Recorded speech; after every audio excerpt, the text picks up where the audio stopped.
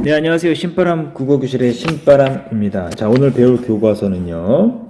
국어 금성류 교과서 제 3단원의 첫 번째 소단원 성장을 만나다 적용 학습을 배워볼 시간인데요. 오늘 성장을 배워보는 시간을 갖도록 하겠습니다. 우리 교재 114쪽이고요. 오늘도 열심히 공부해 주시길 부탁드리면서 그럼 바로 수업을 진행해 보도록 하겠습니다.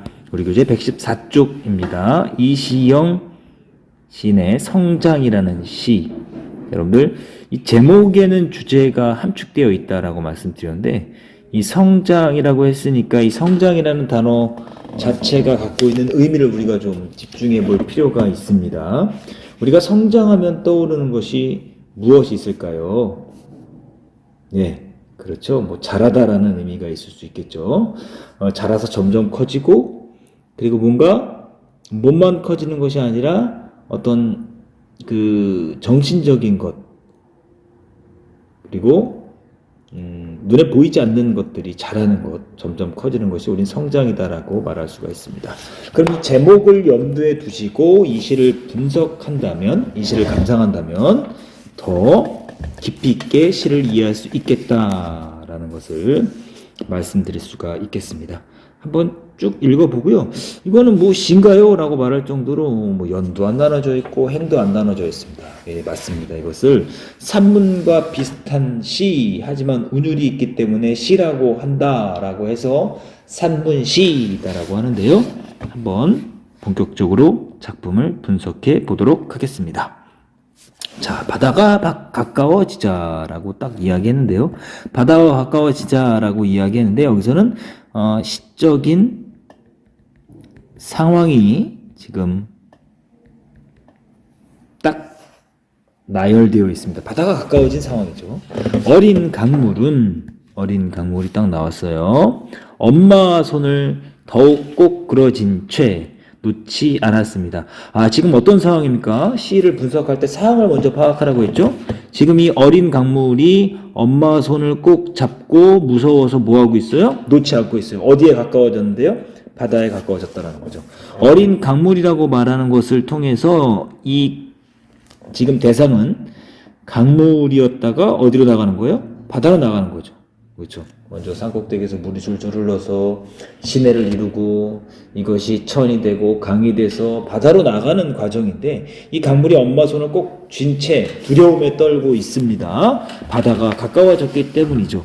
그러니까 이제 뭡니까? 뭔가 예전에 살던 곳과는 다르게 좀 더 큰 세상으로 나가야 되는 상황인 거죠. 주인공은 누구예요? 어린 강물입니다. 그렇죠. 그러다가 그만 거대한 파도의 뱃속으로 뛰어드는 꿈을 꾸다가 꿈을 꿨어요. 꿈을 꿨다라는 건 뭐 하는 거예요? 너의 꿈이 뭐니? 뭐 이렇게 묻는 것처럼 여기서 말하는 것은 그 꿈과 동일합니다. 그러니까 이 강물은 거대한 바다에 나가서 넓은 세상에서 마음껏 자기의 뜻을 펼치며 살아가고 싶은 포부가 있었던 거예요.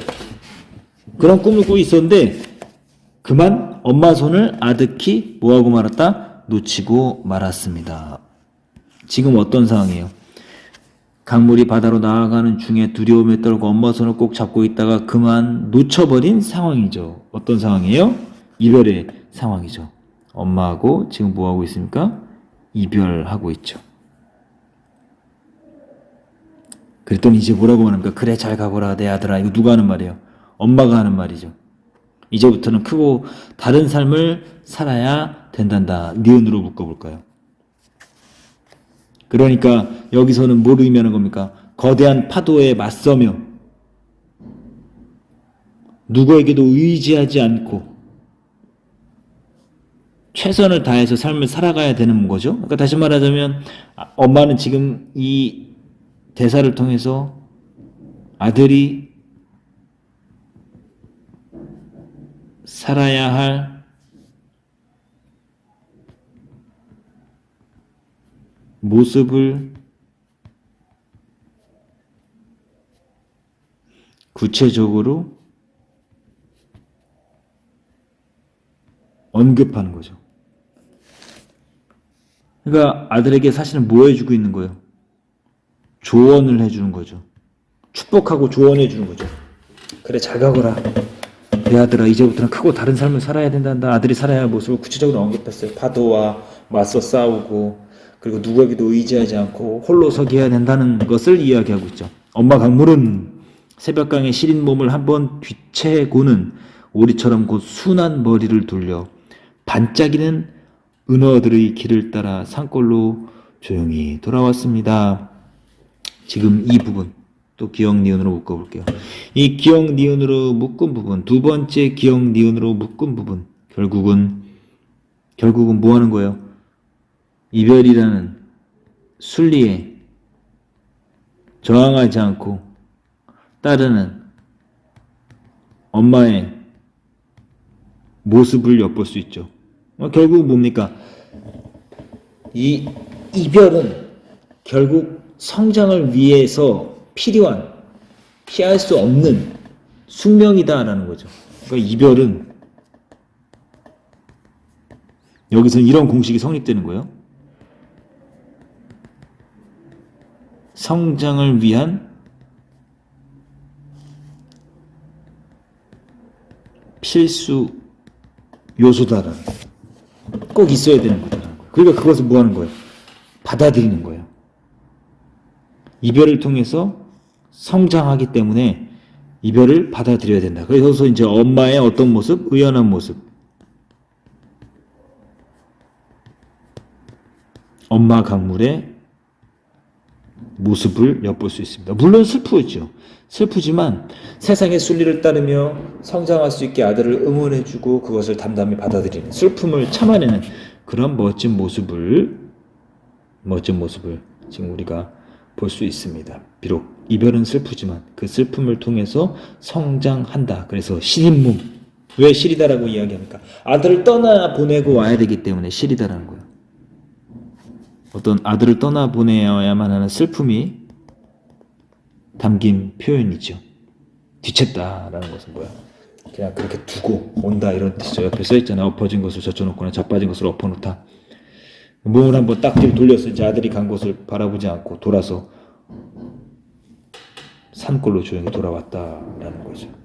그러니까 엄마 강물의 격려, 그리고 엄마 강물이 어린 강물을 배웅하고 조용히 돌아왔다라는 것을 알 수가 있습니다. 그러니까 이 시는 좀 짧지만 우리에게 큰 어떤 가르침을 주고 있습니다. 그럼 정리 한번 해볼까요? 이 시의 갈래는 산문시이면서 서정시. 그러니까 이 산문시는 뭐냐면 줄글로 되어 있어요. 행과 연의 구분이 없어요.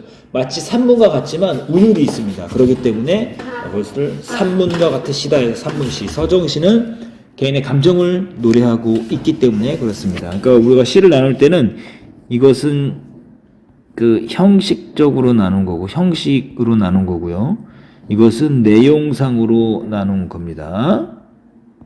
자, 바다의 제재는 바다에 도달하는 강물이고, 주제, 성장에 대한 두려움과 기대, 색깔친 부분만, 밑줄친 부분만 여러분들 쓰시면 돼요. 특징은 강물을 의인화해서 표현했다. 의인법, 사람이 아닌 것을 사람처럼 표현했죠.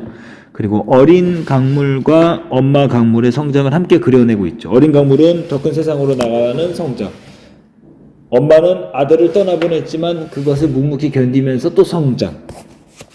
그래서 성장의 과정을 뭐로 빗대어서 표현했다? 바다로 흘러들어가는 것에 비유했다. 빗대서 표현했다라고 이야기를 하고 있습니다. 자, 이렇게 해서 오늘 이시영 시인의 성장이라는 시를 배웠는데요. 여러분들 115쪽 만 해오시면 좋을 것 같습니다. 116쪽과 117쪽은 선생님이 수업 시간에 따로 말씀드리도록 하고요. 115쪽만 여러분들이 해오시면 좋겠습니다. 자, 하시는 김에 115쪽, 121쪽, 115쪽, 121쪽, 115쪽과 121쪽 이 두 쪽만 과제로 해오시면 좋겠습니다. 자, 오늘도 열심히 공부해 주셔서 감사합니다. 그럼 다음 시간에 다시 만나요. 소년이여, 야망을 가져라.